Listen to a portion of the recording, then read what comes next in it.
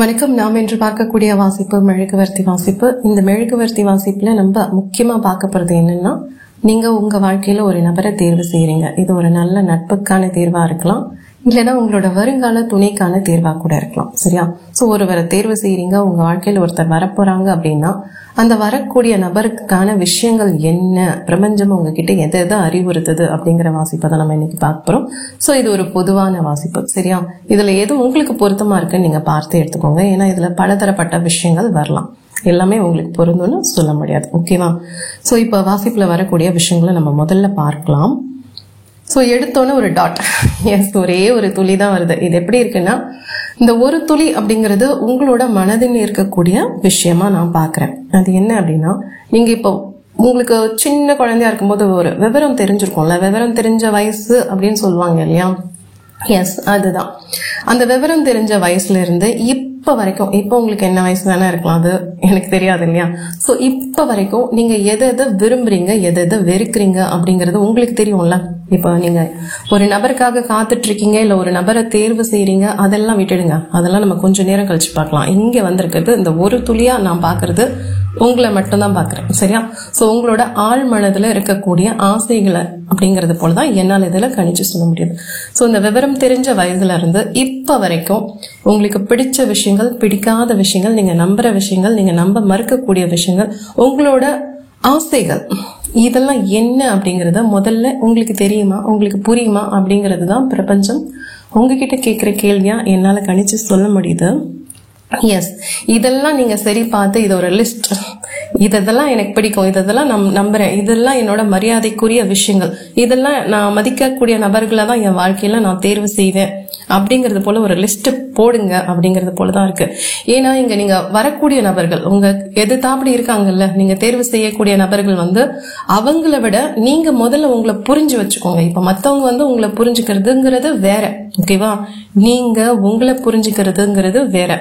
So நீங்க உங்களை புரிஞ்சுக்கும் போதுதான் உங்களுக்கு என்ன தேவைப்படுது, அந்த எதிர்ப்பாளினர் உங்களோட ஆப்போசிட்ல இருக்க, அது நண்பர்களா இருக்கலாம், இல்ல உங்களோட வருங்கால துணையா இருக்கலாம், அவங்க கிட்ட இருந்து நீங்க எதை எதிர்பார்க்கறீங்க அப்படிங்கறது முதல்ல உங்களுக்கே புரியும் அப்படின்னு தான் அந்த பிரபஞ்சம் சொல்ற மாதிரி என்னால கணிச்சு சொல்ல முடியுது. ஓகேவா?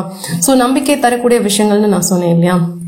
இப்ப நீங்க ஒரு நண்பர்னே நம்ம வச்சுக்கலாம். ஓகே, இது ஆணா இருக்கலாம், பெண்ணா இருக்கலாம். அந்த நண்பரிடம் உங்களுக்கு தேவைப்படக்கூடிய விஷயங்கள் இருக்கா? ஒரு உறவு சார்ந்து நம்ம போறோம், ஓகே, உடன்படுதல்னா நம்ம சொல்ற விஷயத்த அவங்க காது கொடுத்து கேட்கக்கூடிய நிலையில இருக்காங்களா, இல்ல ஏட்டிக்கு போட்டியா பேசக்கூடிய நபர்களா இருக்காங்களா அப்படிங்கறத முதல்ல பாருங்க. ஏன்னா வாழ்க்கை முழுக்க முதல்ல சுவாரஸ்யமா நம்ம ஏட்டிக்கு போட்டியா பேசும்போது ரொம்ப நல்லா இருக்கும். ஒரு டாம் அண்ட் ஜெர்ரி மாதிரி இருக்குது, முதல்ல சுவாரஸ்யமா இருக்கும். ஆனா அது பிறகு போக போக அது நீயா நானா அப்படிங்கிற ஒரு போட்டி மனப்பான்மையை கொடுக்க கூட வாய்ப்புகள் இருக்கு அப்படிங்கிறது போலதான் இந்த மெழுகுவர்த்தி வாசிப்புல என்னால கணிச்சு சொல்ல முடியுது. ஓகேவா?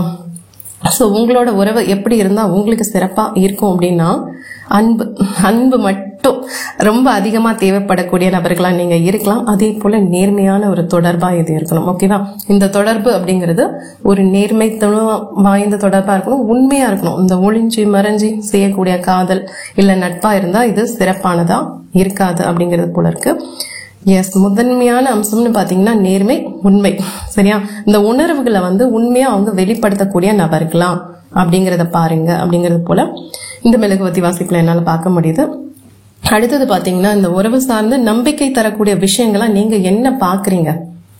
இப்ப ஒரு மனிதரை பாக்குறீங்க அப்படின்னா அவங்கள எப்படி நம்பிக்கை தரக்கூடிய விஷயங்களா கொடுக்குறாங்க உங்களுக்கு. சரியா? நீங்க எதை நம்புறீங்க, இந்த உறவை நீடிச்சு எடுத்துட்டு போறதுக்கு இந்த நல்ல விஷயங்கள் இவங்க பண்றாங்க, அவர்களோட வாழ்க்கையின் நோக்கமும் உங்களோட வாழ்க்கையின் நோக்கமும் ஒன்றிணைஞ்சுதான் இருக்கா, அதெல்லாம் நீங்க பார்க்கணும் அப்படிங்கறது போலதான் என்னால இங்க கணிச்சு சொல்ல முடியுது. ஏன்னா ஒரு தொடர்பு அப்படிங்கறது போது நம்ம இன்னைக்கு பழகணும், நாளைக்கு பழகணும், நாளானைக்கு விட்டுட்டு போறோம் அப்படிங்கிற மாதிரி இருக்கக்கூடாது. இந்த உறவு நிலைத்திருக்கக்கூடிய விஷயங்கள் உங்க வாழ்க்கையில, உங்க 2 பேரோட வாழ்க்கையில என்னென்ன இணைஞ்சிருக்கு, நாங்க 2 பேரும் இணைஞ்சிருக்கோம் அப்படின்னா இதெல்லாம் நாங்க பாக்குறோம், இதெல்லாம் எங்களால சரி செஞ்சுக்க முடியாது. சோ எங்களோட உறவை நாங்க பின்னி பிணைஞ்சு இருப்போம்ப்பா, நண்பர்களாவும் சரி, காதலர்களாவும் சரி, இல்ல வருங்கால வாழ்க்கை துணைகளை கணவன் மனைவியாவும் நாங்க இணைஞ்சு இருக்கிறதுக்கு இந்தந்த விஷயங்கள் எங்க கிட்ட தகுதிகளா இருக்கு அப்படின்னு உங்களால எதை பார்க்க முடியுதுன்னு பாருங்க.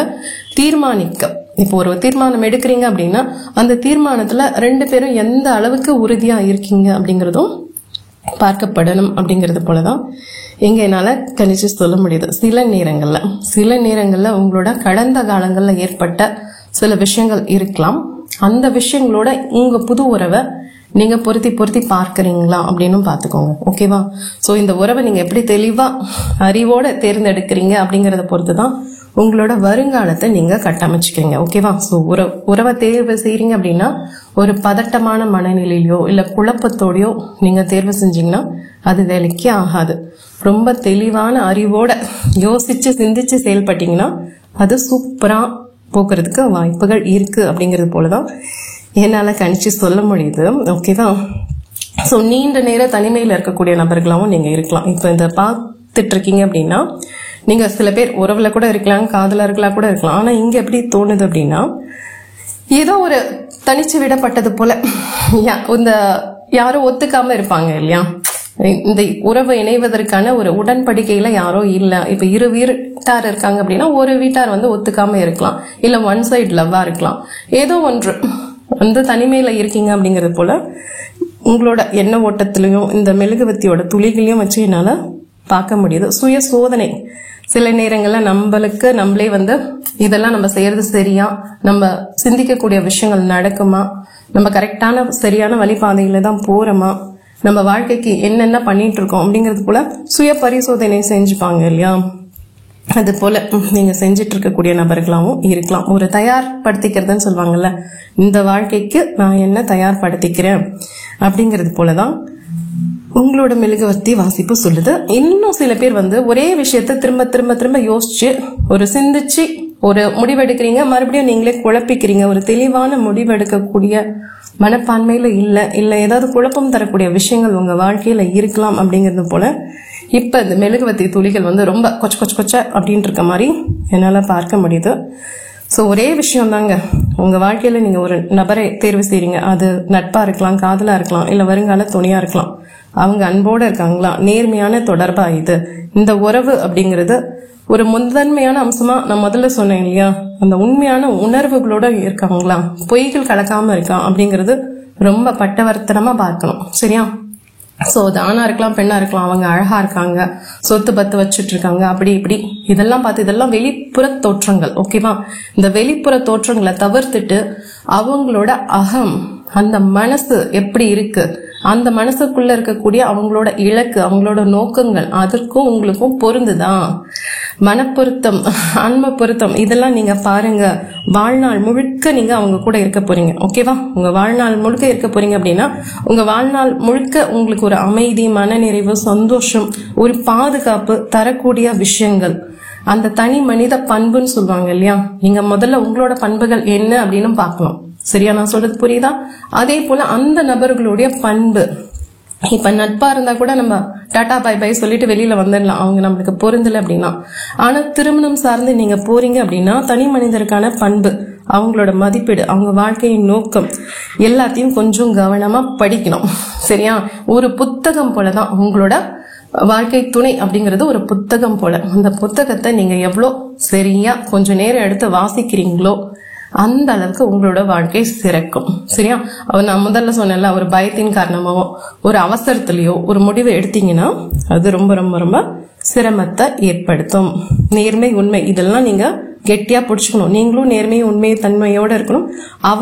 அவங்களும் நல்ல மனநிலையோட உண்மையை பேசக்கூடிய ஒரு வெளிப்படை தன்மையில இருக்கக்கூடிய நபர்களா இருந்தீங்கன்னா நல்லா இருக்கும். அதே போல உறுதிப்பாடு, இருவருக்குள்ளேயும் ஒரு உறுதிப்பாடோட இருக்கும்போது இன்னும் ரொம்ப சிறப்பா இருக்கும். உணர்வுகள் சார்ந்தும் நான் சொல்றேன். சோ எல்லா சைடும் பார்க்கணுமான்னு கேட்டா ஆமா, உங்க வாழ்க்கையோட குறிக்கோள், நீங்க எதை மதிக்கிறீங்க, அந்த விஷயத்த அவங்க மதிக்கிறாங்களா, சோ உங்களோட இருவரும் சேர்ந்து போகக்கூடிய பாதைகள் அது எல்லாமே ஒரே மாதிரி இருக்கா அப்படிங்கறதும் நீங்க பார்க்கணும். இது ஆன்மீகம் சார்ந்தும் பார்க்கலாம். ஓகேவா? ஆன்மீகம் சார்ந்து உங்களோட விருப்பங்கள் என்ன, அவங்களோட விருப்பங்கள் என்ன, வாழ்க்கை அவங்க பார்க்கக்கூடிய பார்வைகள் என்ன, சோ இது எல்லாமே கலந்து பார்க்கும்போது ஒரு தெளிவான முடிவை உங்களால எடுக்க முடியும். ஒரு நல்ல துணை, நல்ல நண்பன், எந்த ஒரு கஷ்டத்திலையும் இவங்க என் கூட இருப்பாங்க அப்படிங்கறத உங்களால உறுதி செய்ய முடியும். சரியா? சோ அவசரமே படாதீங்க, பொறுமையா ஆழ்ந்து உங்களோட அறிவை யோசிச்சு சிந்திச்சு செயல்படுங்க. நல்ல ஒரு துணை உங்களுக்கு கிடைக்க வாய்ப்புகள் இருக்கு. விருப்பங்கள், விருப்பங்கள் பூர்த்தி செய்யக்கூடிய நபர்களா இருக்கணும், மனநிலைகளை புரிந்து கொள்ளக்கூடிய நபர்களா இருக்கணும். இப்ப நீங்க மௌனமா இருக்கீங்க அப்படின்னாலும் அந்த மௌனத்தை புரிந்து கொள்ளக்கூடிய வல்லமை அவர்களுக்கு இருக்கணும். சரியா? வாழ்க்கையில ஏற்ற இறக்கங்கள் வரும். அந்த ஏற்ற இறக்கங்களுக்கு மத்தியில அவங்க உங்க கூட சேர்ந்து பயணிக்கக்கூடிய நபர்களா இருக்கணும். சரியா? ஒரு பிரச்சனை வருது அப்படின்னா அந்த பிரச்சனைக்கான தீர்வா அவங்க இருக்கணும். அந்த பிரச்சனைக்கு காரணமா அவங்க இருக்கவே கூடாது. அத முதல்ல புரிஞ்சுக்கோங்க. சரியா? நம்ம வாழ்க்கையில சில பிரச்சனைகள் நம்ம சந்திக்கிறோம் அப்படின்னா அந்த பிரச்சனைக்கு ஒரு ஆலோசனை, நல்ல ஒரு ஆலோசனை கொடுக்கக்கூடிய நண்பனா, வாழ்க்கை துணையா அப்படி இருந்தா சூப்பரா இருக்கும். அந்த பிரச்சனையே அவர்களாலதான் வருது அப்படின்னா அது எப்படி? சோ இதெல்லாம் நீங்க பாக்கணுமான்னு கேட்டா, ஆமா, இதெல்லாம் நீங்க உங்க வாழ்நாள் முழுக்க நீங்க சந்தோஷமா ஒரு நபர் கூட இருக்கிறீங்க, மன அமைதியோட இருக்கீங்க, பாதுகாப்போட இருக்கீங்க அப்படின்னா இதெல்லாம் கண்டிப்பா நீங்க பார்த்துதான் அவர்களை தேர்வு செய்யணும். அப்படிங்கிறது போலதான் இந்த பிரபஞ்சம் என்னால இங்க உணர்ந்து சொல்ல முடியுது. இது உங்களுக்கான செய்தியா இருந்தா நீங்க எடுத்துக்கோங்க. ஓகேவா? சோ ஒரு தற்காலிக சந்தோஷத்துக்காக, தற்காலிக அந்த மன அழுத்தத்துல இருக்கேன்ப்பா, இப்போ ஒரு காதலோ ஒரு நட்போ கிடைச்சா நல்லா இருக்கும் அப்படின்னா அது சரியா வராது. சரியா? தற்காலிகமா வருது, தற்காலிகமா போகத்தான் வாய்ப்புகள் இருக்க ஒழிஞ்சு நிரந்தரமான ஒரு விஷயம் உங்க வாழ்க்கையில இருக்கணும். நிரந்தரமான நண்பர்கள் இல்ல நிரந்தரமான நபர், ஒரு வாழ்க்கை துணை உங்க வாழ்க்கையில இருக்கணும் அப்படின்னா நிறைய விஷயங்களை நீங்க பார்க்கணும். உண்மையான அன்போட இருக்காங்களா, பரிவோட இருக்காங்களா, மதிக்க தகுந்த குணங்கள் அவங்க கிட்ட இருக்கா, நேர்மையோட இருக்காங்களா, ஒன்றுபட்டு நம்ம மனசோட ஒன்றுபட்டு இருக்காங்களா. சோ இதெல்லாம் நீங்க பாத்தீங்கன்னா உங்க வாழ்க்கை இன்னும் சிறப்பானதா மாறும். அப்படிங்கிறது தான் பிரபஞ்சம் கொடுக்கக்கூடிய ஆலோசனையா என்னால இங்க கணிச்சு சொல்ல முடியுது. சோ இது உங்களுக்கு பொருந்துனா எடுத்துக்கோங்க, பொருந்தலைன்னா தவிர்த்துருங்க. நன்றி.